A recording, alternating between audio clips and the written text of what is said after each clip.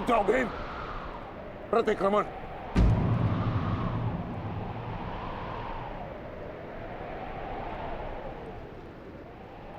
प्रतिक्रमण की मांग की है मैंने, रुक जाओ। और मुझे प्रतिकार की मांग है आचार्य, प्रतिकार की। अपने पुत्र के प्राणों पर बनाई तो प्रतिक्रमण चाह रहे हो? नहीं भीम, मेरी मंशा केवल और केवल सभी योद्धाओं को एक प्रहर का विराम देने की है।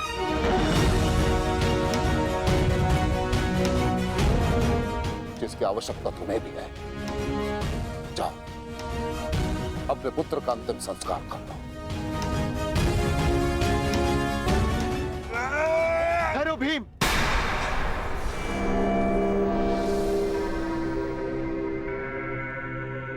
हम में और कौरवों में अंतर है भीम। गुरु द्रोण ने प्रतिक्रमण की मांग की है और हमें उनकी इस मांग का सम्मान करना होगा।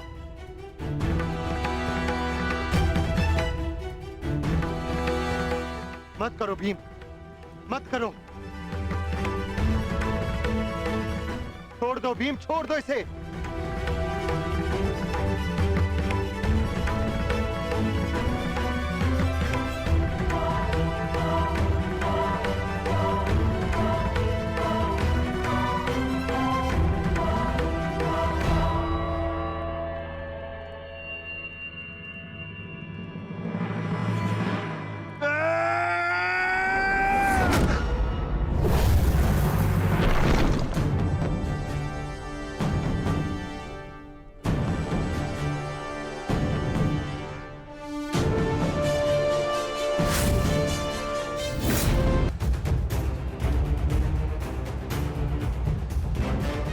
अब आपकी रक्षा के लिए अंगराज कर्ण भी नहीं है ताश्री।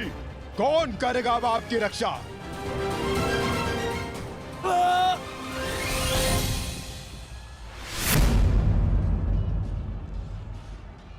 अंगराज उठो, अंगराज! अंगराज, दुर्योधन! अंगराज उठो, अंगराज! यदि आप नहीं उठे तो आज सब कुछ समाप्त हो जाएगा। अंगराज, अंगराज उठिए! अंगराज उठो, अंगराज! दुर्योधन! मत उठो, मेरा साथ दो।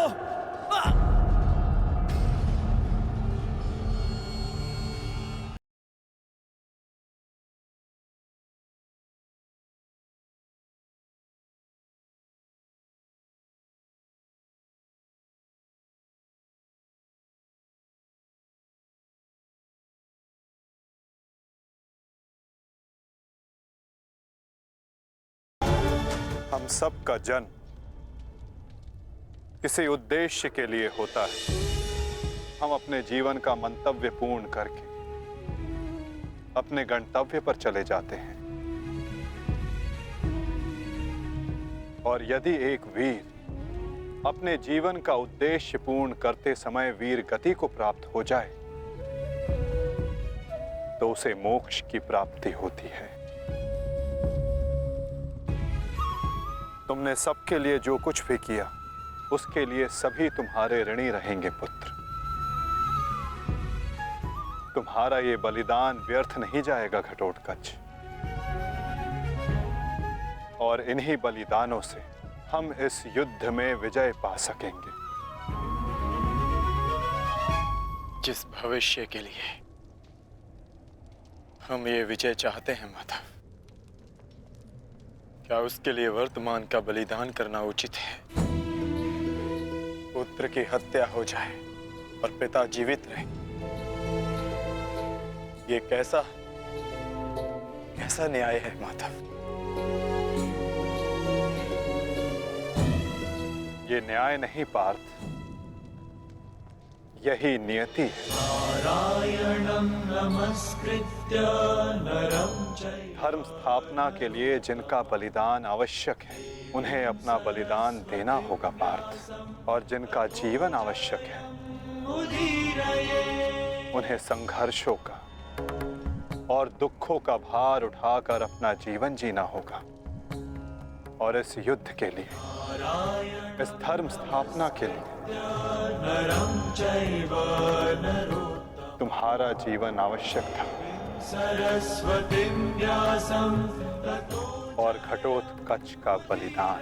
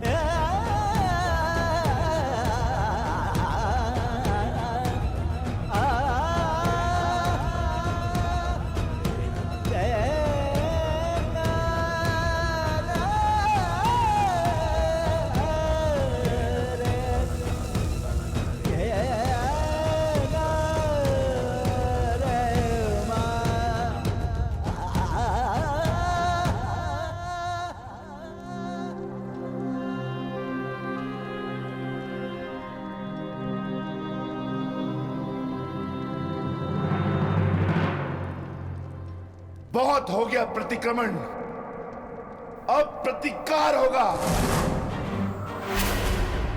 प्रतिकार होगा विकोदर, और वो भी उचित स्थान पर। और अब हमारा लक्ष्य होगा कौरव सेनापति द्रोण।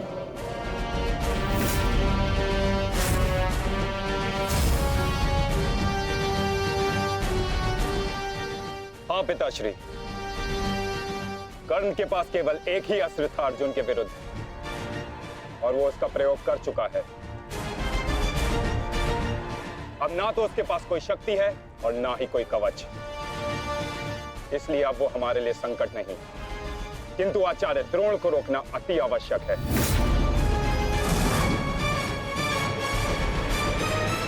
उन्होंने आज भी हमारी सेना को बहुत भारी क्षति पहुंचाई है। अब द्रोण का वध आवश्यक है।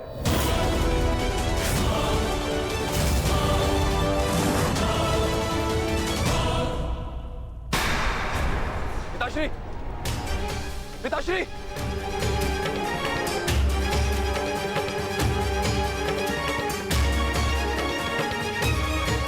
मैं कायरों की भांति युद्ध भूमि छोड़कर नहीं जाऊंगा। मैंने मित्र दुर्योधन को वचन दिया और मैं अपना वचन नहीं तोड़ सकता। एक बात का स्मरण रहे अश्वत्थामा, कि धर्म और धर्म की बात करना हमें शोभा नहीं देता।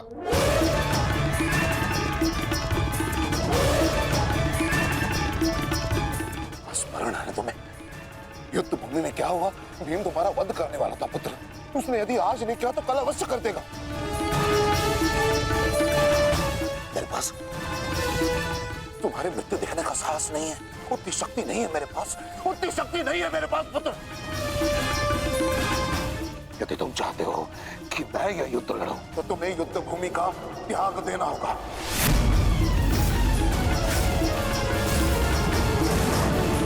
वचन दो मुझे कि तुम युद्ध भूमि का त्याग कर दोगे। वचन दो। आचार्य द्रोण, यदि ऐसा है तो आप यह युद्ध भूमि छोड़कर जा सकते हैं, परंतु मेरा ये मित्र कहीं नहीं जाएगा। वैसे भी आप हमारे सेनापति हैं ना। सेनापति होने के पश्चात भी आप उन विपक्षियों का कुछ कर नहीं पाए, क्योंकि वो विपक्षी आपके प्रिय शिष्य हैं, इसलिए कुछ नहीं कर पाए हैं आप। शांत हो जाओ मित्र।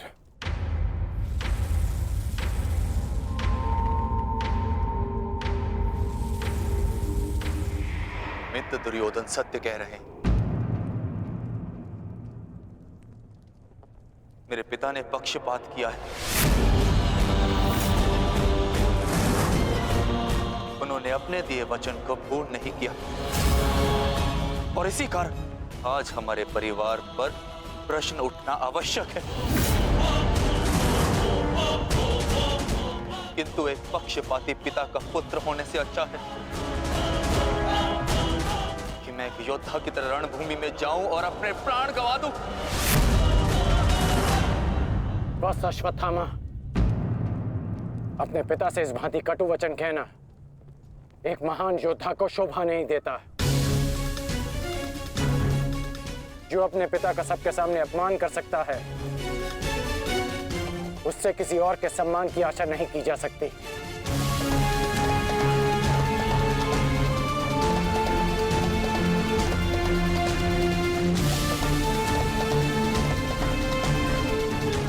क्षमा कर दीजिए पिताश्री, परंतु मैं इस युद्ध भूमि को छोड़कर कहीं नहीं जाऊंगा।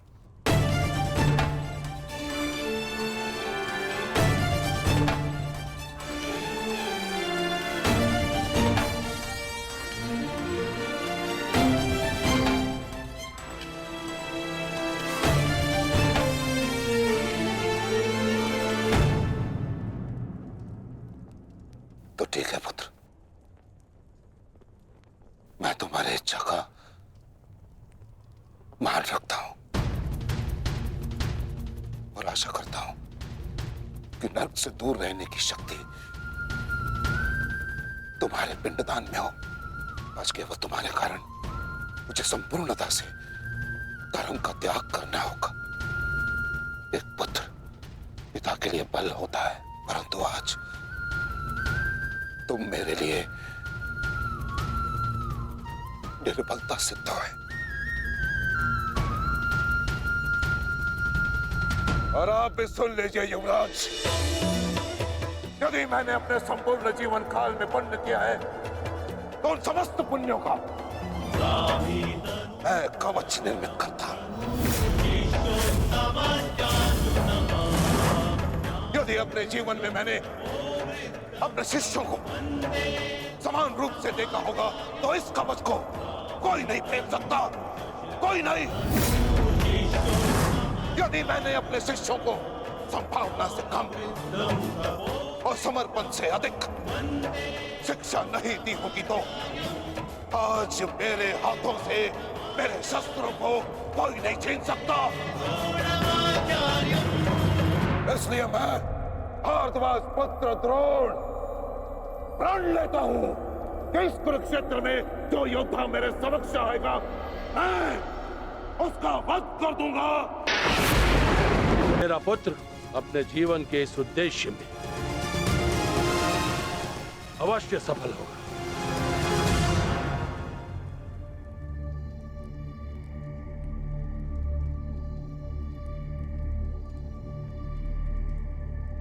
ये युद्ध सरल नहीं है कर्ण। तुम्हें अपना ध्यान केवल युद्ध पर केंद्रित करना होगा। मेरी चिंता का कारण मोह है वृषाली। वो मोह जो बड़े से बड़े योद्धा को निर्बल कर देता है और किसी की निर्बलता शत्रु का सबसे बड़ा शस्त्र न बन जाए। बस इसी बात की चिंता है। तुम्हारी चिंता स्वाभाविक है पार्थ। आचार्य द्रोण का वध करना सरल नहीं, धृष्टद्युम्न के लिए भी नहीं।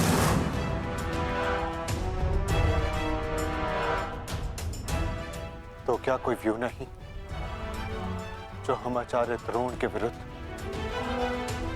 उपयोग कर सके? मैंने कहा कि आचार्य द्रोण का वध करना सरल नहीं। मैंने ये नहीं कहा कि ऐसा करना असंभव है।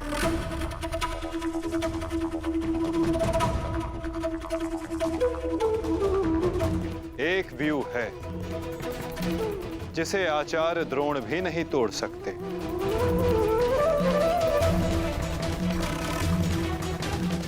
पुत्र मोह व्यू। आचार्य द्रोण को परास्त करने का केवल एक ही अस्त्र है, अश्वत्थामा।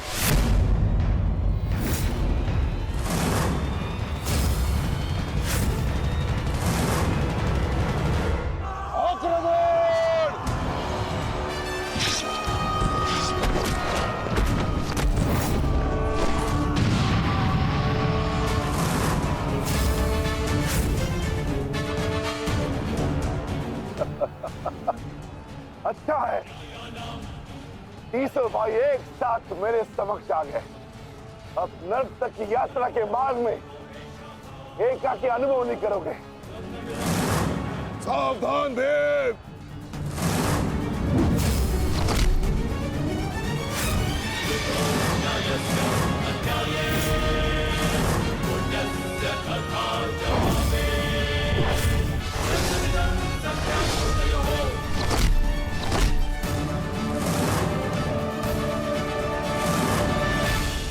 आज मैं हस्तिनापुर नरेश महाराज धृतराष्ट्र के सभी पुत्रों का कवच